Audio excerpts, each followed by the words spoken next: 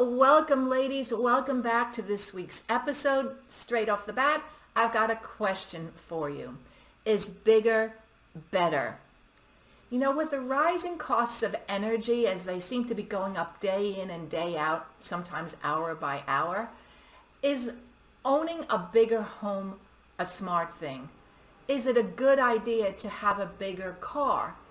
Is it a smart idea to lead this big lifestyle?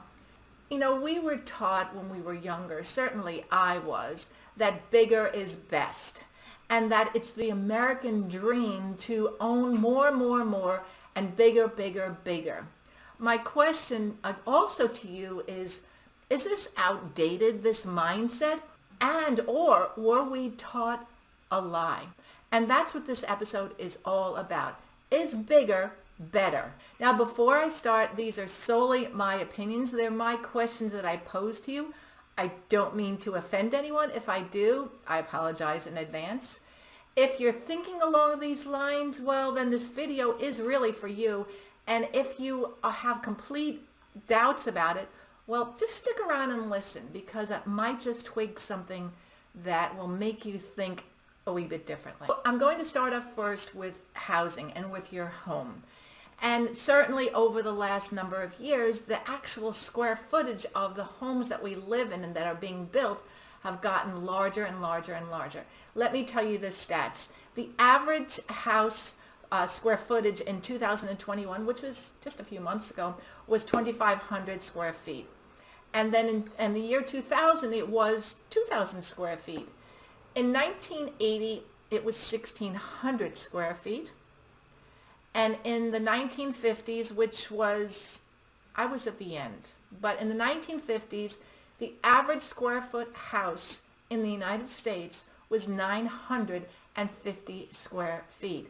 So as you can see, just by those stats, we have more than doubled our living environment. And my question again is this really necessary? When you live in a larger home, you feel obligated to fill that house with stuff. You know, more bedrooms, offices, larger kitchens, more bathrooms. Maybe you have a theater in your home. Sometimes you have a den, sometimes you have a library, and it goes on and on. I speak from experience here because by profession I am a realtor. So let me tell you a story. I've told this story before, but it's always worth listening to. It's worth bearing in mind this concept. I had the opportunity to show a young couple, a home. And they were looking initially, they told me, for a 3 bedrooms and 2 bath home in Fort Lauderdale, just down the road a piece. I looked and found several homes and then met them, and we went to look at these various homes.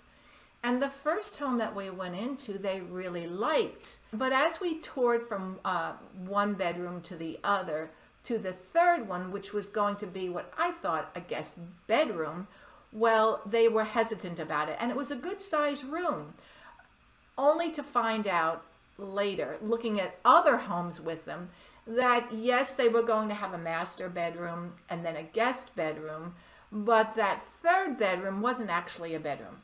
It was going to be a huge walk-in closet for this woman's shoes.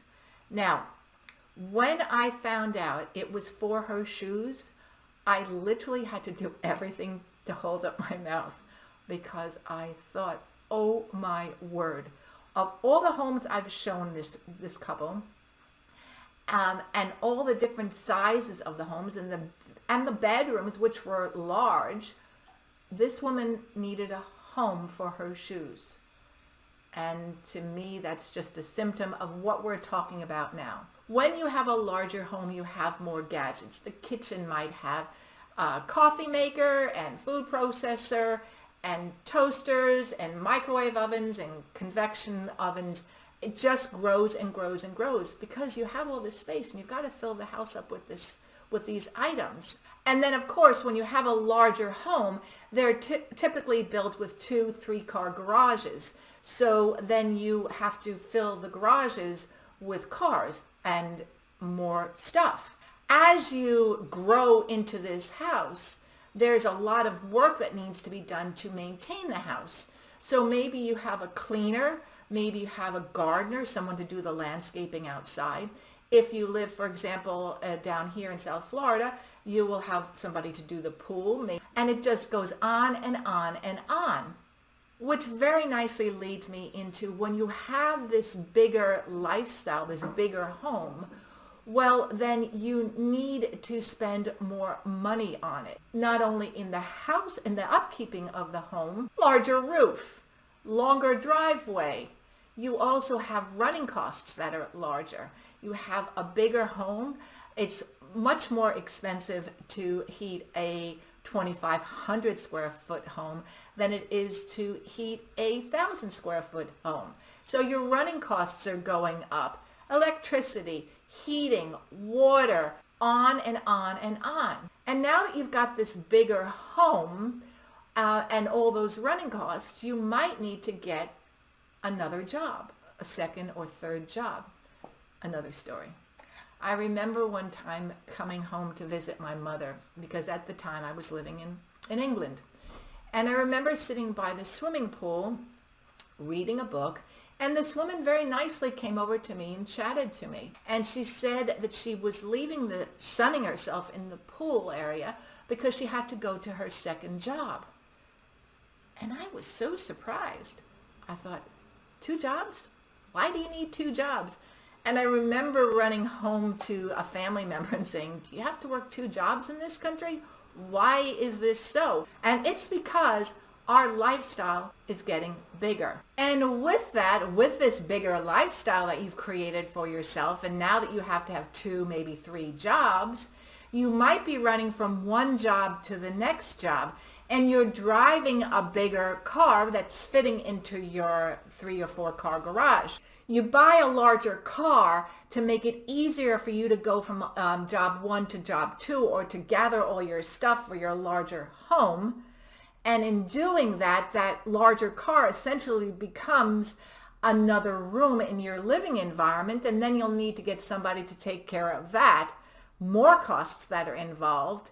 And in driving a larger car, there's no need for me to tell you the cost of running a larger car is more expensive than driving a smaller car. And with that, the insurance costs go up, so maybe you have to get a 3rd or 4th job. As you're driving from one job to the next, you need to feed yourself.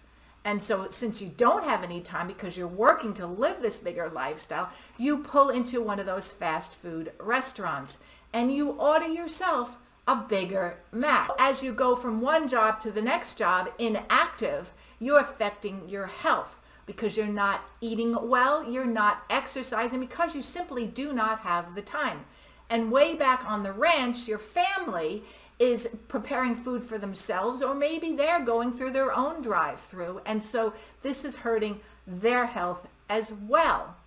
And as your health deteriorates from this inactivity, from driving from one job to the next, you have to go see a doctor more often, so your health costs go up.